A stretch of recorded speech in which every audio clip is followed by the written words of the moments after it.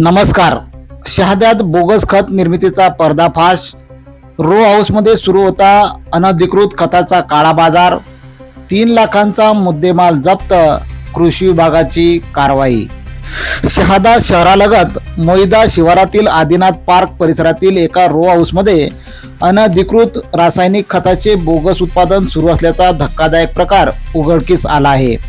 Shahada police व कृषी विभागाने संयुक्तिक कारवाई करत सुमारे 3,01,000 रुपये किमतीचा मुद्देमाल जप्त केला असून या प्रकरणी धनंजय विनायक पाटील राहणार शिरूर जिल्हा धुळे याच्या विरुद्ध शहादा पोलीस ठाण्यात गुन्हा दाखल करण्यात आला आहे.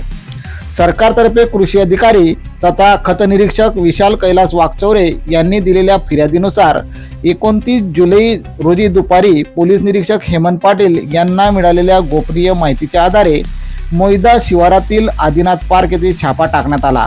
कारवाई दरम्यान महिंद्रा बोलेरो मालवाहू वाहनास संशयित रो हाऊसमध्ये मोठ्या प्रमाणात DAP, युरिया, MOP व विविध कंपन्यांच्या रिकाम्या खताच्या गोण्या, औद्योगिक मीठ, वजन काटा, शिलाई मशीन व शिलाई दोरा असे साहित्य आढळून आले.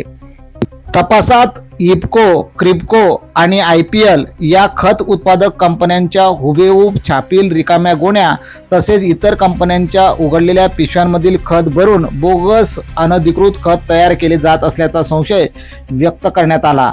घटनास्थळावरून विविध खतांचे नमुने घेऊन ते खत विश्लेषण प्रयोगशाळा व विभागीय कृषी कार्यालय नाशिक येथे तपासणीसाठी पाठवण्यात आले आहे. फिर्यादीनुसार आरोपी धनंजय पाटील याच्यावर यापूर्वी अनधिकृत खतसाठा प्रकरणी गुन्हा दाखल असल्याचा उल्लेख करण्यात आला आहे.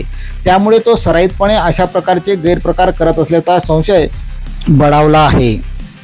या प्रकरणी आरोपी विरोधात शहादा पोलीस स्टेशन येथे गुन्ह्याची नोंद करण्यात आली आहे. तसेच संबंधित कंपन्यांच्या नावाने बनावट गोण्या छापणाऱ्या अज्ञात कंपनीच्या प्रोप्रायटर व भागीदारांचाही तपास सुरू करण्यात आला आहे.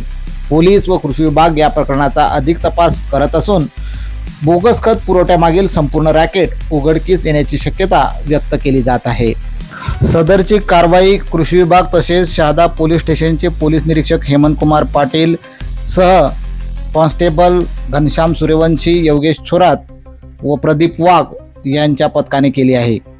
तरी शेतकऱ्यांनी सरकारमान्य दुकानातूनच खतांची खरेदी करावी असे आवाहन तालुका कृषी अधिकारी शहादा तालुका कृषी अधिकारी काशीराम वसावे यांनी केले आहे.